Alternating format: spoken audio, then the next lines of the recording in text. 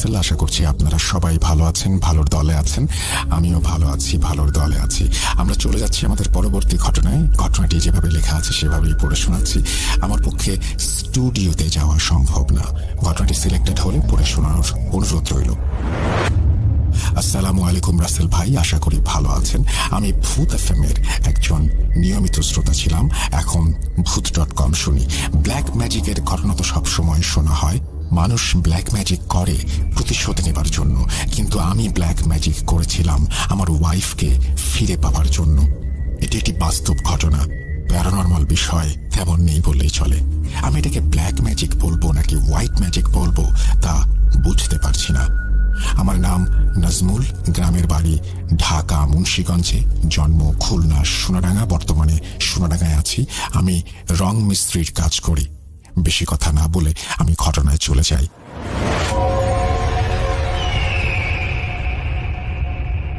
সালটা ছিল 2021 সালের ফেব্রুয়ারির 3 তারিখ।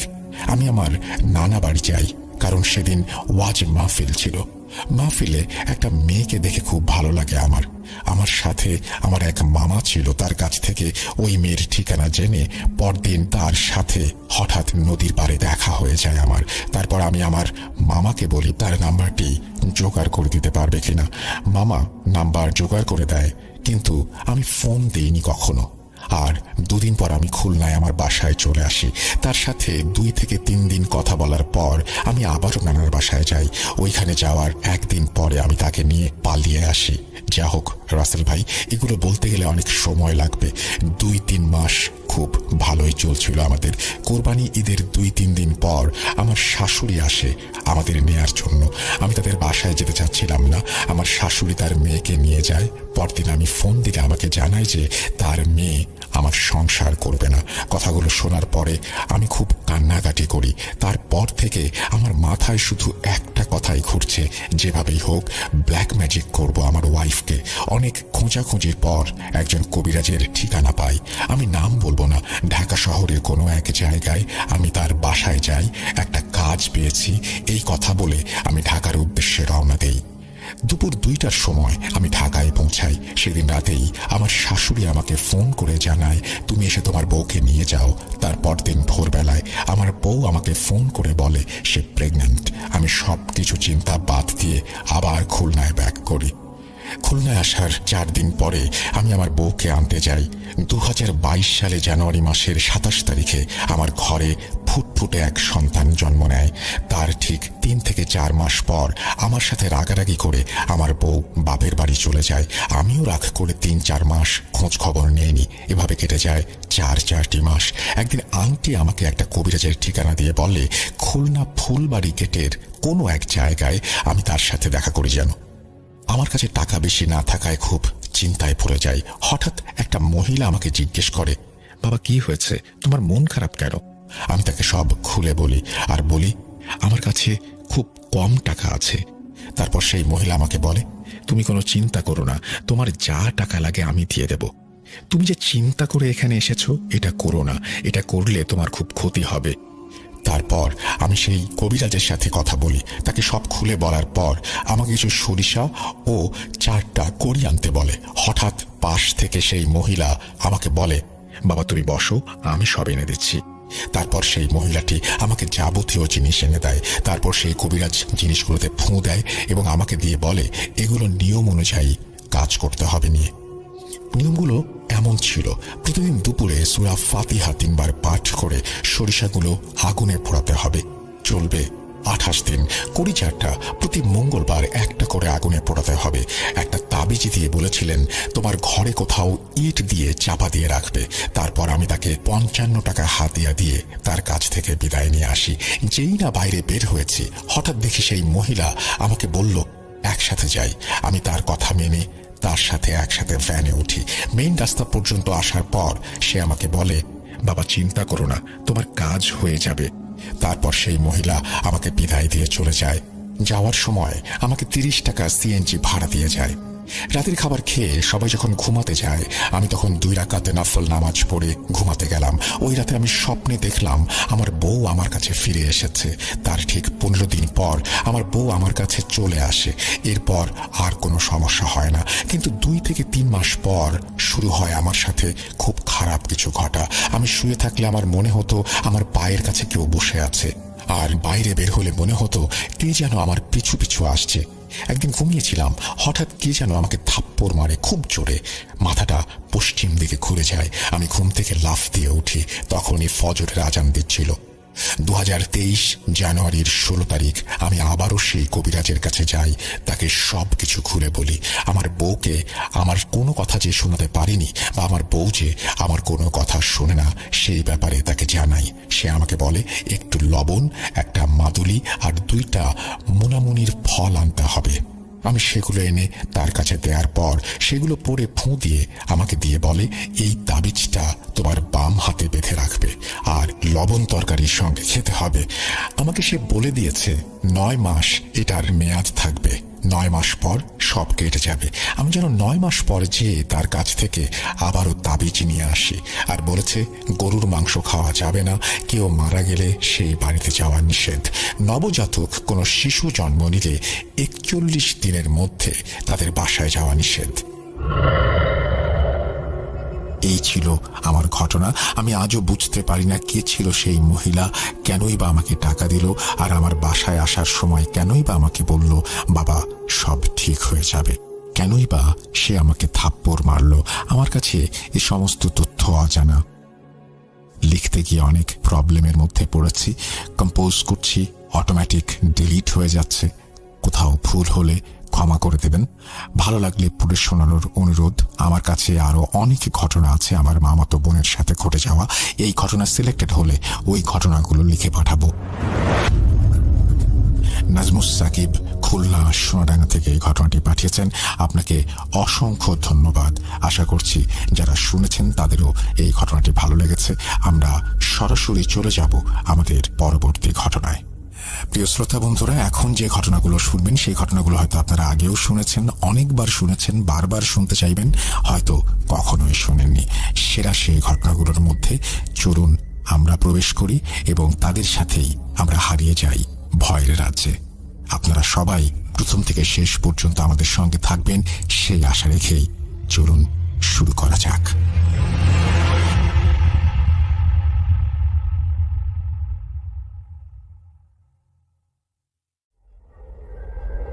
Spirit, be here with me.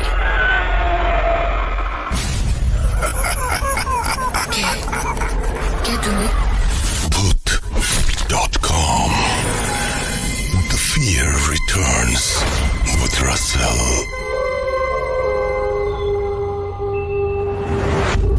Welcome back. আরো একবার আপনাদের সবাইকে স্বাগত জানাচ্ছি, আমি রাসেল। আর পরবর্তী ঘটনাটি যেভাবে লেখা আছে আমি সেভাবেই পড়ে শোনাচ্ছি। আসসালামু আলাইকুম রাসেল ভাই। সবার মতো আমিও জানতে চাইলাম না কেমন আছেন, কারণ আমি জানি আপনি সব সময় ভালোর দলে থাকেন। আমি আল্লাহর রহমতে ভালো আছি। শুরুতেই আমার পরিচয় বলে রাখছি, আমি আরিয়ান, বাসা কিশোরগঞ্জ জেলার কটিয়াদি উপজেলায়।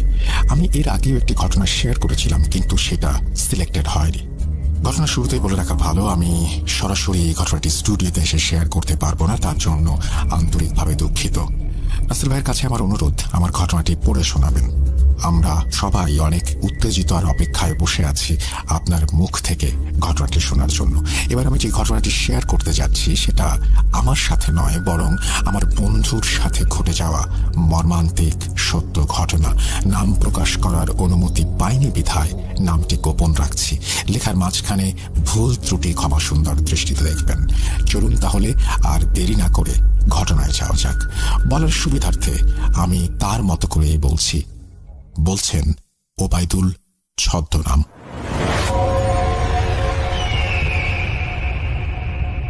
আমার গ্রাম থেকে 2 গ্রাম পেরিয়ে মানিকখালী নামক একটি গ্রাম আছে। সেখানে প্রতি ডিসেম্বর মাসের 27 তারিখ একটি ওয়াজ মাহফিল হয়। আমাদের গ্রামের অনেকেই সেই ওয়াজ মাহফিল শুনতে যায়। আমিও প্রতিবার সেখানে গিয়ে ওয়াজ শুনি। তাই প্রতিবারের মতো এবারও আসর পরে ওয়াজ শোনার জন্য ওয়াজ মাহফিলের উদ্দেশ্যে রওনা দিলাম আমি এবং আমার দুই বন্ধু। ভালোভাবেই আল্লাহর অশেষ রহমতে সেখানে পৌঁছালাম। ওয়াজ মাহফিল বেশ বড় হওয়ার কারণে সেদিন অনেক ভিড় হয়ে যায়। দূর দূরান্ত থেকে মানুষ আসে ওয়াজ শোনার জন্য। তারপর কোনো রকম ভিড় এড়িয়ে আমরা তিনজন তিন জায়গায় বসে পড়লাম। ভিড়ের জন্য আমরা তিনজন এক জায়গায় বসতে পারলাম না। বেশ কিছুক্ষণ ওয়াজ শুনলাম। হঠাৎ ঘড়ির দিকে তাকাতে দেখলাম রাত প্রায় 12:30। আমি ভাবলাম অনেক রাত হয়ে গেছে, বাড়ি চলে যাওয়া উচিত। আমাদের এলাকায় রাত 11টার পর সিএনজি বা অটোরিকশা পাওয়া যায় না। আমি বাড়িতে যাব এই কথা ভেবে আমার সাথে থাকা বন্ধুদের খুঁজতে থাকি, কিন্তু ভাগ্যের কি নির্মম পরিহাস, আমি আমার বন্ধুদের কোথাও খুঁজে পেলাম না। এদিকে রাত অনেক বেড়ে যাচ্ছিল, কি করব বুঝতে পারছিলাম না। এবার নিজে নিজেই বলে উঠলাম, হয়তো ভিড়ের মধ্যে ওরা আমাকে হারিয়ে ফেলেছে, হয়তো বাড়ি ফিরে গেছে, তাই আমিও চলে যাব ঠিক করলাম। মেইন রোডের কাছে যেতেই দেখি কোনো সিএনজি তো দূরের কথা, একটা কুকুরও নেই। একটু হতভম্ব হয়ে ভাবলাম এত বড় একটা ওয়াজ মাহফিল, কিন্তু কোনো অটো সিএনজি নেই। একেবারেই যে নেই তা কিন্তু না, কিছু সিএনজি ছিল যেগুলো দূর থেকে আসা মানুষ নিয়ে তাদের নিজেদের গ্রামে ফিরে যাচ্ছিল। আমাদের গ্রামে যাওয়ার দুইটি রাস্তা, একটা হচ্ছে মেইন রোড আর অন্যটি হচ্ছে রেল লাইন। আর মেইন রোড দিয়ে পায়ে হেঁটে গেলে প্রায় 1 ঘন্টা 20 মিনিটের মতো সময় লাগে, আর রেল লাইন দিয়ে গেলে 40 মিনিট আমাকে পায়ে হেঁটে যেতে হবে। তখন আমি রেল লাইনের রাস্তাটি সবকিছু চিন্তা করে বেছে নিলাম, কারণ একটু তাড়াতাড়ি বাড়ি পৌঁছাতে পারবো এটা ভেবেই। কিন্তু কে জানতো সেখানে আমাকে ভাগ্যের মর্মান্তিক পরীক্ষা দিতে হবে। স্টেশন ধরে আমার গ্রামের রাস্তার দিকে 10 মিনিট হাঁটলে একটা ব্রিজ পড়ে। সেটা রেল লাইন ব্রিজ। চারদিকে খেজুর গাছ, কাঁঠাল গাছ, আর তারপরে একটি মাটির রাস্তার মাঝখানে একটা শেওড়া গাছ। চারপাশে কিছু আবাদি জমি এবং তারপর আমাদের বাড়ি। তো আমি যখন স্টেশন ধরে হাঁটছি, প্রায় 10 মিনিট হাঁটার পর আমি ওই ব্রিজটার কাছে চলে আসি। ব্রিজটা যখন পার হতে যাব তখন মনে হচ্ছিল আমার পেছনে কেউ আমাকে এমন ভাবে ধরে রেখেছে যেন আমি সামনে এগোতেই পারছি না। তারপর হঠাৎ আনুমানিক 5 সেকেন্ড পর আমার মনে হলো আমার পেছনে কেউ নেই। তখন আমি ব্যাপারটাকে খুব বেশি আমলে নেইনি। মনের ভুল ভেবে কানে এয়ারপড লাগিয়ে গজল শুনতে শুনতে আমি হাঁটছিলাম। আমার অ্যান্ড্রয়েড ফোন যেটা লাইট অন করে আমি পথ চলছিলাম। যখন আমি ব্রিজে উঠি, ব্রিজটা পার হবার পর সবকিছু স্বাভাবিকভাবেই চলছিল। যখন আমি ব্রিজের মাঝখানে চলে আসি তখন আমার কানে থাকা এয়ারপড নিজে থেকেই অফ হয়ে যায়। আমি ভাবলাম হয়তোবা এয়ারপডের চার্জ শেষ হয়ে গেছে, কিন্তু সেটা শুধু এয়ারপড পর্যন্তই সীমাবদ্ধ ছিল না। আমি আর এক পা এগোতেই আমার হাতে থাকা মোবাইল ফোনটির 80% চার্জ থাকা সত্ত্বেও অফ হয়ে যায়। আমি প্রথমে ভাবলাম হয়তো আমার হাতে কোথাও চাপ লেগে এমন হয়েছে, কিন্তু আমি মোবাইল ফোনটি অন করার জন্য অনেকবার চেষ্টা করি এবং ব্যর্থ হই। অথচ এমন অবস্থায় আমি কি করব কিছুই বুঝতে পারছিলাম না। চারিদিকে অন্ধকার আমাকে ঘিরে রেখেছে, আমি পথ চলতে পারছি না। ফোনটাকে অনেকবার অন করার চেষ্টা করলাম, কিন্তু হলো না। আমি মনের অজান্তে কিছুটা ভয় পেতে শুরু করি। গলা শুকিয়ে যাচ্ছিল আমার। আমি আল্লাহর নাম নিয়ে আল্লাহকে স্মরণ করে আস্তে আস্তে ব্রিজ পার হওয়ার চেষ্টা করলাম। যখন আমি ব্রিজটা পার হলাম, কিছুটা ভয়ে ভয়ে রেল লাইন দিয়ে সামনের দিকে যেতে লাগলাম। আমি যখন ব্রিজটা থেকে আনুমানিক 10 ফিট দূরে আসলাম, আমার মনে হচ্ছিল আমার পেছন থেকে একটা গরম হাওয়া আমার দিকে এগিয়ে আসছে। যত কাছে আসছে ততই যেন বেশি আগুনের মতো তাপ অনুভব করছি। আমি ভয়ে পেছনে তাকানোর সাহস পেলাম না। আমি আমার হাঁটার স্পিড বাড়িয়ে দেই, কিন্তু হাঁটতে হাঁটতে আমি একটু সামনে যাওয়ার পর আমি যেটা দেখলাম সেটা দেখার জন্য আমি মোটেও প্রস্তুত ছিলাম না। আমার সেই একটু ভয় আর একটু ভয়ের মধ্যে সীমাবদ্ধ ছিল না। একটু এগিয়ে যেতেই দেখলাম আমার ডান পাশে একটা সাদা রঙের ঘোড়া আমার পাশ বরাবর হেঁটে যাচ্ছে। স্বাভাবিকের তুলনায় ঘোড়াটি ছিল অনেক বড়, আর ঘোড়াটি ফুলের মালা দিয়ে সাজানো, এবং আমার হাঁটার স্পিড যত বাড়ছিল ঘোড়াটাও ঠিক ততটা স্পিডে আমার সাথে সাথে হেঁটে চলেছে। আর ঘোড়াটা ছিল এতই রাগান্বিত, এতই তেজি, তার চোখগুলো আগুনের মতন যেন জ্বলজ্বল করছিল। আমি অনেক কষ্ট করে চোখ বন্ধ করে শরীরের যত শক্তি আছে তা খাটিয়ে দৌড় দিয়ে চিৎকার করে আল্লাহকে ডাকতে শুরু করলাম। তারপর উচ্চ স্বরে বলতে লাগলাম, হে আমার রব, তুমি সর্বশক্তিমান, তুমি পারো আমাকে এই বিপদ থেকে বাঁচাতে। এরকম ভাবে কিছুক্ষণ দৌড়ানোর পর আমি রেল লাইন পেরিয়ে মাটির রাস্তায় উঠে আসি। আমি যখন রেল লাইন পেরিয়ে মাটির রাস্তায় আসি তখন সামনে এগোতেই রাস্তার বাম পাশে একটা শেওড়া গাছ। আমি নিজেও জানতাম না সেখানে আমার জন্য চূড়ান্ত ভয় অপেক্ষা করছিল। আমি যখন শেওড়া গাছটার দিকে এগোতে লাগলাম তখন আমার মনে হচ্ছিল আমি আবারও সেই ঘোড়ার খুরের শব্দ শুনতে পাচ্ছি। আমার কান যেন এই শব্দগুলোকে আর নিতে পারছিল না। আমার মনে হচ্ছিল ঘোড়াটা মনে হয় আমার দিকেই রাগান্বিত হয়ে ছুটে আসছে, আমাকে ছিঁড়ে খাবে বলে। আমি ভয়ে আর পেছনে তাকানোর সাহস পেলাম না। যখন শেওড়া গাছটার কাছে চলে আসি তখন আমি যেটা দেখতে পাই সেটা কোনো সুস্থ মানুষ তার নিজের চোখকে দেখার পর বিশ্বাস করতে পারবে না। শেওড়া গাছটার কাছে এসে আমি দেখলাম একটা পা দেহ থেকে আলাদা করা, শুধু পাটাই রয়েছে। আর এই পা যেন কোনো মানুষের পা না। পাটা আকারে এতই বড় ছিল যে আনুমানিক 6-7 ফিট হবে। সাধারণত মানুষের শরীর এমন হয় না। রাস্তার মাঝখানে শুধু পা, আমার দিকে সে যেন হেঁটে আসছিল। আমার পেছনে সেই ঘোড়ার খুরের শব্দ, সব মিলিয়ে আমি আর নিতে পারছিলাম না। চিৎকার করে আমি সেখানেই অজ্ঞান হয়ে যাই। কতক্ষণ এখানে পড়েছিলাম আর কিভাবে পড়েছিলাম কিছু মনে নেই আমার। যখন আমার জ্ঞান ফেরে তখন আমি দেখি আমি আমার গ্রামের এক চাচার বাড়িতে শুয়ে আছি। আমি এখানে কিভাবে আসলাম? চাচা বললেন তিনি কাল রাতে মাহফিল শেষ করে তার সঙ্গীদের সাথে বাড়ি ফিরছিলেন। তখন শেওড়া গাছের কাছে এসে তিনি দেখতে পান আমি অজ্ঞান হয়ে পড়ে আছি। তিনি তখন বাড়িতে খবর দেন এবং আমাকে এখানে নিয়ে আসেন। এবং তিনি আমাকে প্রথমেই জিজ্ঞেস করলেন যে তুই এই পথ দিয়ে কেন আসতে গেলি। আমি চাচার এমন অদ্ভুত কথা শুনে চাচার কাছে সেই বিষয়ে জানতে চাইলাম। সময়ের কারণে চাচার সেই ঘটনাটা আমার এখন বলা সম্ভব হচ্ছে না। মুরব্বীদের কাছে জানতে পারলাম এখানে অনেক ঘটনা, এরকম ঘটনা প্রায়ই ঘটে থাকে। এই বলে ওবায়দুল তার ঘটনা শেষ করলেন। লেখায় ভুল ত্রুটি ক্ষমা সুন্দর দৃষ্টিতে দেখবেন। আরিয়ান লিখেছেন কিশোরগঞ্জ থেকে, হ্যাঁ আমি ক্ষমা সুন্দর দৃষ্টিতে দেখছি, কিন্তু আমাদের আসলেই মাঝে মাঝে কিছু লেখা পড়তে খুব অসুবিধা হয়। আপনারা লেখার পরে যদি একটু রিভাইজ করেন তাহলে আমাদের জন্য খুব সুবিধা হয়। কারণ না হলে দেখা যাবে যে অনেক সুন্দর ঘটনা অনেক সময় আমাদের নেওয়া সম্ভব হয় না। একটু ব্যাপারটা খেয়াল রাখবেন আপনারা দয়া করে। তো যাই হোক, আমরা একটু আগে যে ঘটনা শুনছিলাম সেই ঘটনার মধ্যে আমরা শুনলাম যে একটি পা 6-7 ফিট লম্বা। আমি একটা ঘটনা পড়েছিলাম অনেকদিন আগে একটা গল্প পড়েছিলাম। সেই গল্পের মধ্যে ইতিদের কথা ছিল এবং তাদেরকে নাকি এভারেস্টে দেখা যায়। ব্যাপারটা কাল্পনিক নাকি সত্যি সেই ব্যাপার নিয়ে আপনারা অনুসন্ধান করে দেখতে পারেন। তো সেখানে আমি শুনেছিলাম যে অনেক বড় তারা, আকারে অনেক বড়, মানুষের চাইতে অনেক বড় হয় তারা। হঠাৎ করে এই ঘটনাটা পড়তে গিয়ে আমার সেই ঘটনার কথা মনে পড়ে গেল, মানে সেই গল্পের কথা মনে পড়ে গেল। অনেক ধন্যবাদ আপনাকে।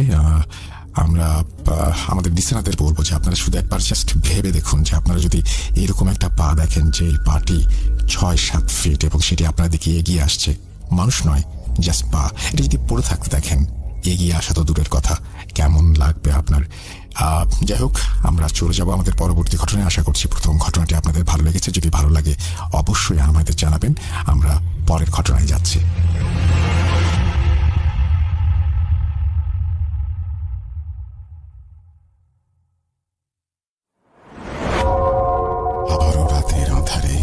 ভয়ের রাজ্য ফুঁড়ে ফিরেছি সেই পুরনো সুরে। বিশ্বাস করা বা না করা আপনার ব্যাপার, but the old music comes alive. Truth.com. The fear returns with Russell. Welcome back. আপনাদের সবাইকে স্বাগত জানাচ্ছি। আমি রাসেল। আশা করছি আপনারা সবাই ভালো আছেন এবং ভালোর দলে আছেন। আমিও ভালো আছি, ভালোর দলে আছি। শুক্রবারে সময় হলো ভয়ের রাজ্যে হারিয়ে যাবার। ইউটিউবে আমরা খুব তাড়াতাড়ি পৌঁছে যাব 1 মিলিয়নে। আর এই যাত্রাটা আরো সহজ করতে আপনাদের পাশে চাই। যারা শুনছেন তারা সবাই অনুগ্রহ করে সাবস্ক্রাইব করবেন, আমাদের পাশে থাকবেন। আমাদেরকে ঘটনা পাঠাতে হলে আমাদের ইমেল অ্যাড্রেস russell.booth.com@gmail.com। আপনার নাম, ঠিকানা এবং ফোন নাম্বার সহ আপনার জীবনে ঘটে যাওয়া সেরা ঘটনা লিখে পাঠিয়ে দেবেন আমাদের কাছে। আমরা চলে যাচ্ছি আমাদের প্রথম ঘটনায়। আশা করছি ঘটনাটি আপনাদের ভালো লাগবে। আপনারা সবাই জানেন যে বাংলাদেশের পরে সবচাইতে বেশি আমরা যে জায়গা থেকে ঘটনা পাই বা যারা আমাদের শুনেন সেটা হচ্ছে মধ্যপ্রাচ্য, এবং মধ্যপ্রাচ্যের সৌদি আরব থেকে পাঠানো একটি ঘটনা এবার আপনাদের পড়ে শোনাবো। চলুন কথা না বাড়িয়ে সরাসরি ঘটনায় যাওয়া যাক। আসসালামু আলাইকুম রাসেল ভাই, কেমন আছেন? আশা করছি ভালো আছেন, ভালোর তলেই আছেন। এটি আমার পাঠানো প্রথম ঘটনা। আমি সেই শুরু থেকে ভূত এফএমের সাথে ছিলাম, মাঝখানে অনেক বছর শোনা না হলেও এখন নিয়মিত শুনি। আমি মোহাম্মদ আমির ফয়সাল, বর্তমানে সৌদি আরব দামামে আছি। মূল ঘটনায় আসি। ঘটনাটি আমার সাথে পাশে দোকানে চাকরিরত একজন পাকিস্তানি বন্ধু মোহাম্মদ জিয়া ভাইয়ের সাথে ঘটে যাওয়া ঘটনা। উনি বয়সে আমার অনেক সিনিয়র হলেও অত্যন্ত আন্তরিক এবং বন্ধুসুলভ। ঘটনাটি ওনার মুখে উর্দুতে শুনেছি, আমি বাংলায় উপস্থাপন করছি। বলছেন মোহাম্মদ জিয়াউল হক ওরফে ভাই। সাল 2018, 4 মাসের ছুটিতে আমি এবার পাকিস্তান এসেছি। প্রতিবারের মতোই কর্মস্থল থেকে দেশে ফিরে এসে সবার প্রথমে আমি যে কাজটি করি, একটি নতুন বাইক কিনি এবং তা ছুটি শেষে যাওয়ার সময় বিক্রি করে দেই।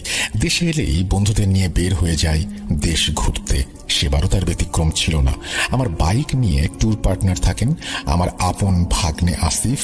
আসিফ পাকিস্তানের সীমান্তরক্ষী বাহিনীর পাকিস্তান রেঞ্জার্সের একজন অফিসার হিসেবে কর্মরত আছে, তাই চাইলেই ছুটি পাওয়া সম্ভব হয় না।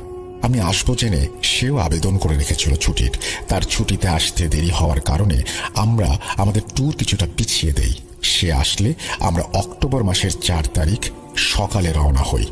এটি ছিল একটি দীর্ঘ ট্যুর। আমরা সব মিলিয়ে সেবার 4 জন ট্যুরমেট ছিলাম। আমি যেহেতু করাচির বাসিন্দা ছিলাম, তাই পথটি ছিল দীর্ঘ।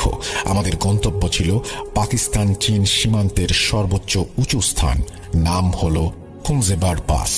এটি সমুদ্রপৃষ্ঠ থেকে 4993 মিটার উচ্চতায় অবস্থিত এবং কারাকোরাম পর্বতমালায় অবস্থিত। খুনজেরার পাসটি ছিল কারাকোরাম হাইওয়ে দ্বারা সংযুক্ত। করাচি আমার বাড়ি থেকে 1900 কিলোমিটার দূরে। যথারীতি আমরা প্রায় 1.5 দিন বাইক চালানোর পর আমাদের গন্তব্য থেকে মাত্র 140 কিলোমিটার আগে একটি স্থানে যাত্রা বিরতি করি। দিনটি ছিল বৃহস্পতিবার। আমরা আসরের শেষে পুনরায় রওনা হব। ঠিক তক্ষুনি মুষলধারে বৃষ্টি শুরু হয়। বলে রাখা ভালো, এটি ছিল আমাদের গন্তব্যস্থলের সবচেয়ে নিকটবর্তী যাত্রা বিরতির স্থান। বিরতি শেষে আমরা যখন বের হব, তখন হোটেল মালিক আমাদের কোথা থেকে এসেছি এবং কোথায় যাব জানতে চাইলে আমরা তা বলি, এবং তিনি তা শুনে আমাদের যা বলেন তা শুনতে আমরা মোটেও প্রস্তুত ছিলাম না। তিনি বললেন, এখান থেকে 5 থেকে 7 কিলোমিটার পরেই পাহাড়ি আঁকাপাকা রাস্তা ও জঙ্গল, যা এতটা ঘন যে সূর্যের আলো সময় মতো পৌঁছায় না। আমরা এখন রওনা দিলেও মাগরিবের আগে পৌঁছাতে পারবো না। তাই বললেন, স্থানটি মোটেও ভালো না। এখানে যারা যাতায়াত করছে সবাই কোনো না কোনো খারাপ অভিজ্ঞতা সঙ্গে নিয়ে এসেছে। বাবা, তোমরা আমার ছেলের মতো। আজ রাতটা আমার হোটেলে থেকে যাও, কাল না হয় ফজরের সময় রওনা দিও।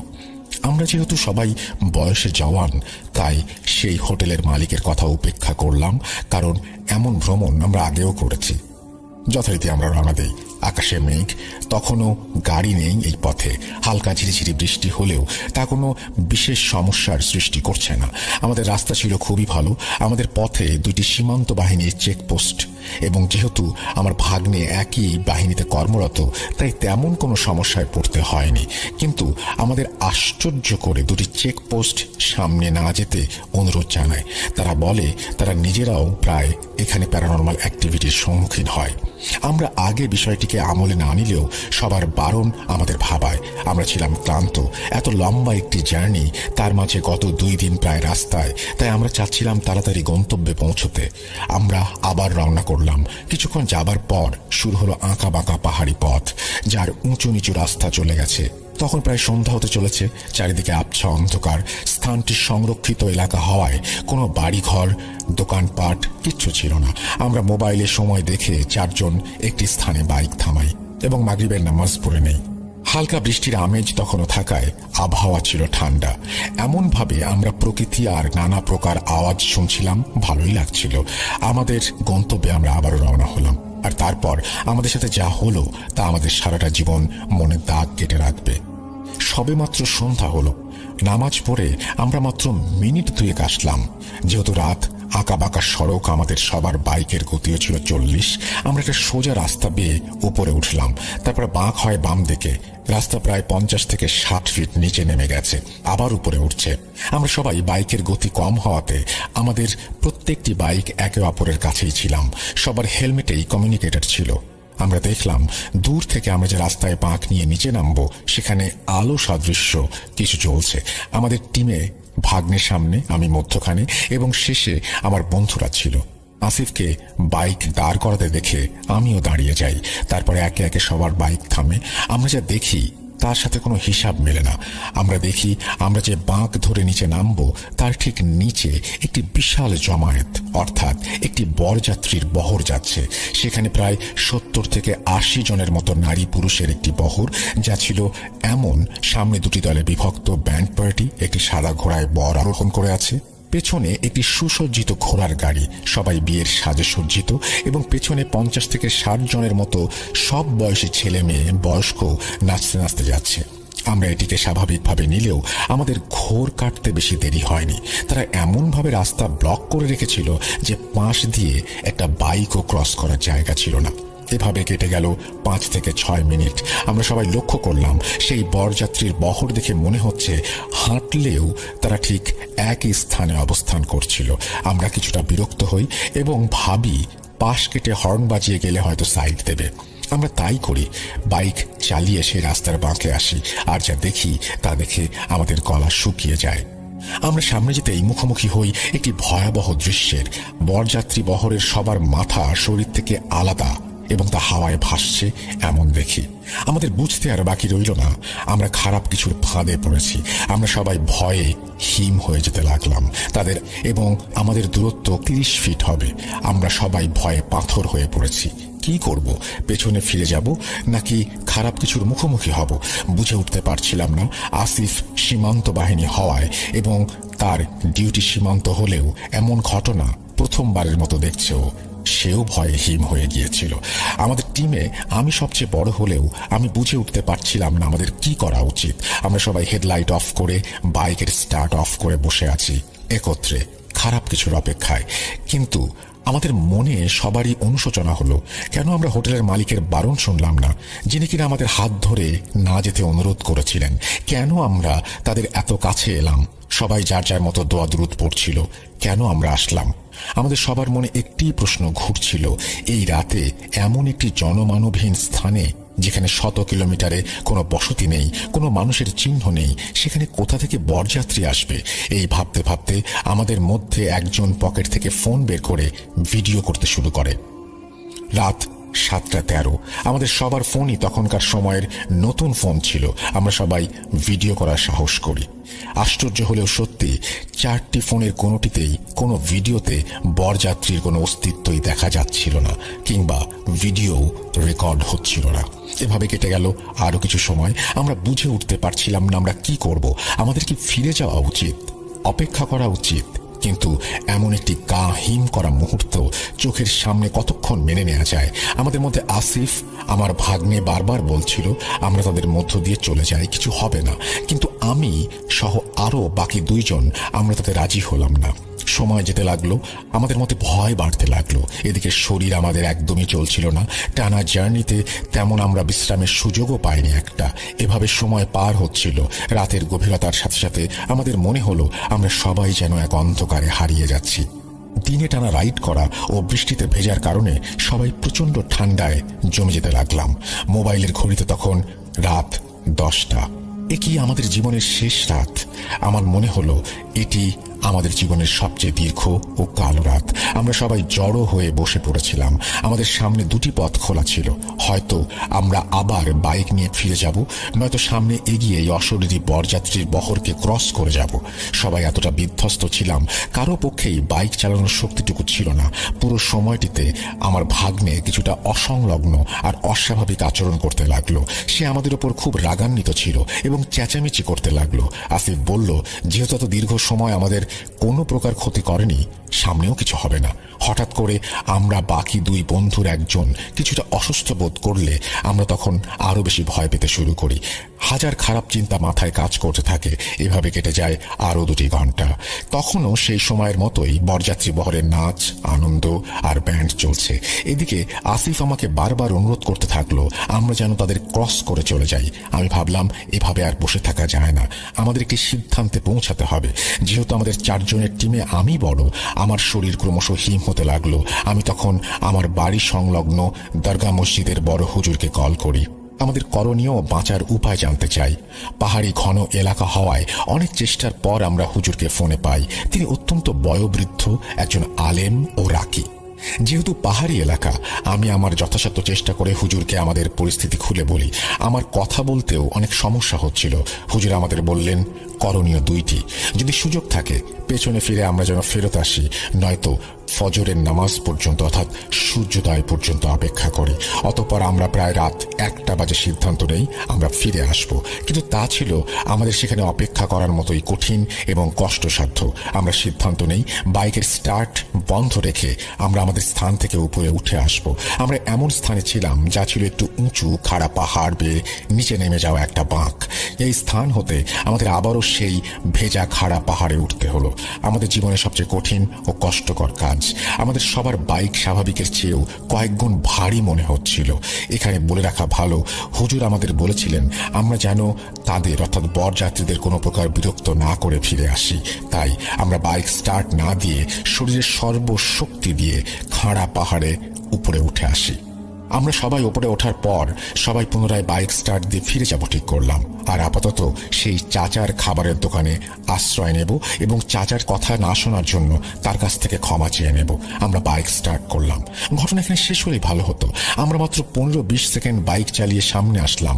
আর যেহেতু সবাই ভয়ে কম বেশি বিপর্যস্ত ছিলাম, সবাই একে অপরের গা ঘেঁষে ঘেঁষে বাইক চালাচ্ছিলাম।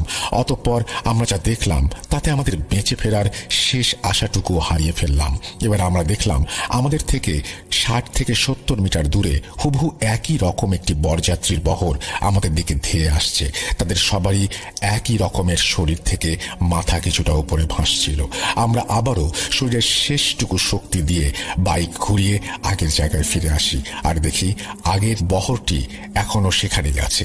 আমাদের শরীর হাড় হিম হয়ে যাচ্ছিল। মনে হচ্ছিল সবাই সেন্সলেস হয়ে পড়ব।